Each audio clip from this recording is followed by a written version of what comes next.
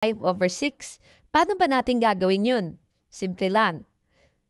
Yung 6, dadali natin sa taas. Yung 5, ibababa natin.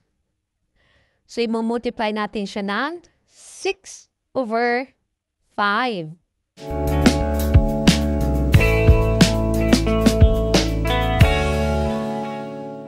Hello students!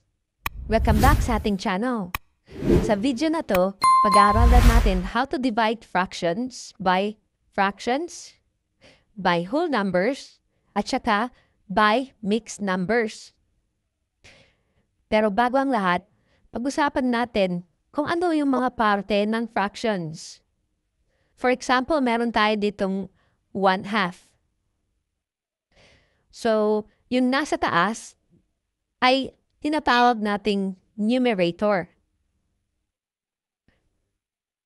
At yung nasa baba ay ang denominator. Okay? So, lagi nating tatandaan na yung nasa taas, numerator, at yung nasa baba ay denominator. So, let's go to example number 1. So, mag-divide tayo ng fractions by fractions. So, meron tayo ditong 1/2 divided by 5/6. So, ang unang step na gagawin natin ay ikakopy natin tong unang fraction, which is 1/2. Okay? Tapos yung susunod, etong division, papalitan natin yan yung multiplication. Tapos yung pangatlo,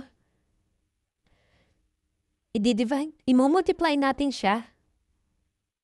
Tapos yung pangatlo, i-multiply natin siya by the reciprocal of the fraction 5/6. Paano ba natin gagawin yun? Simple lang. Yung 6, dadali natin sa taas.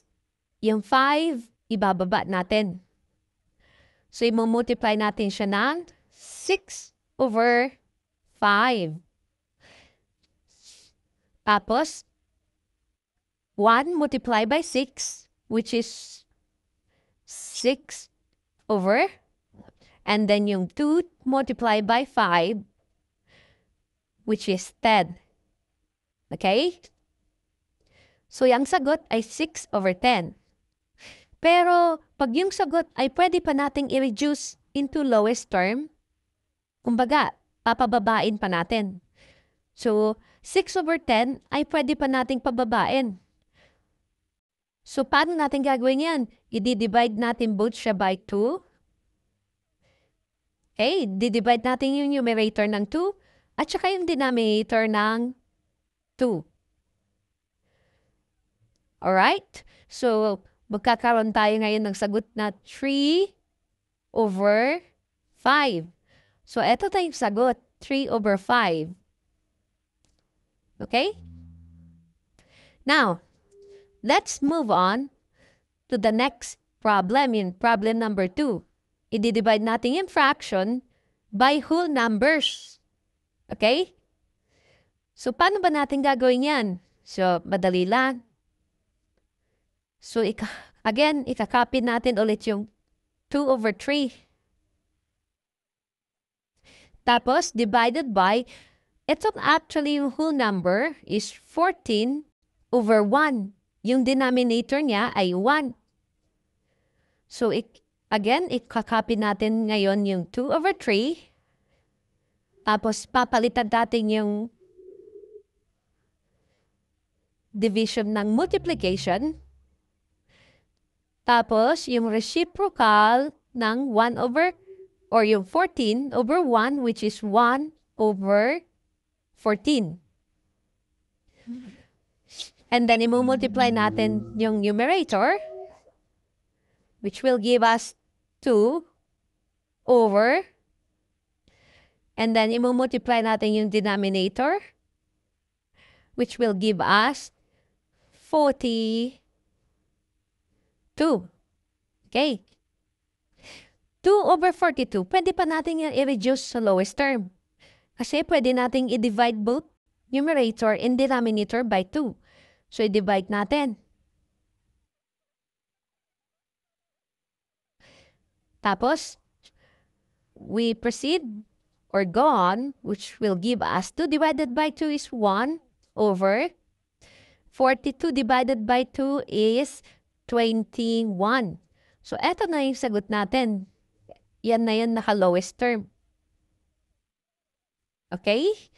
And then, let's proceed to the last problem, yung dividing fractions by mixed numbers.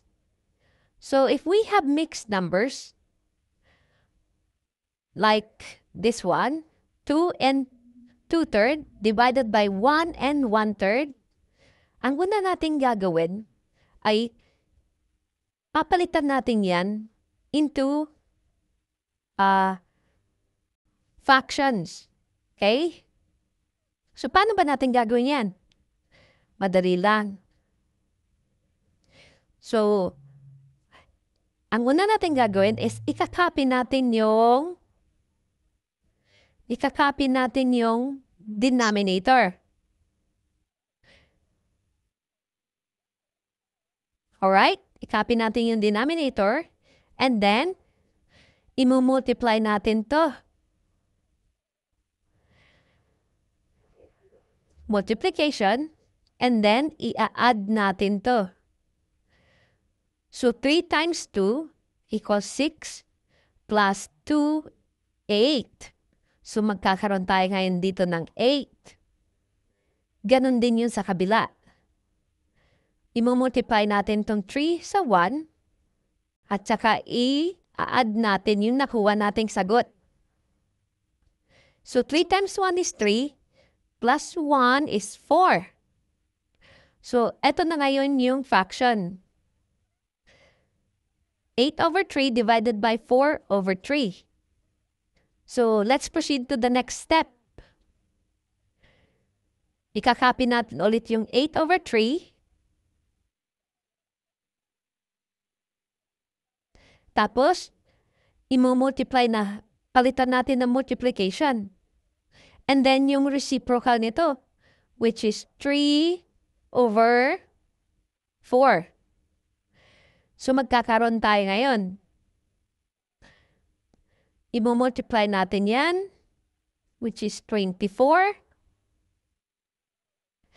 divided by 12. So, hindi pa yan yung sagot.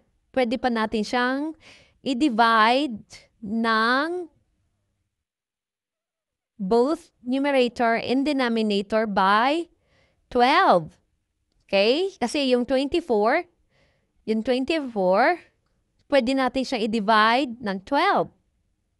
So, i-divide both natin siya yung numerator and yung denominator ng 12. Which will give us 2 over 1. Pero yung 2 over 1 is also equal to, yan, is also equal to 2. So, yan na yung sagot. Okay? So, that's it for all today. And kung may natutunan ka sa ating channel, please like, subscribe, and comment. Bye! See you next time!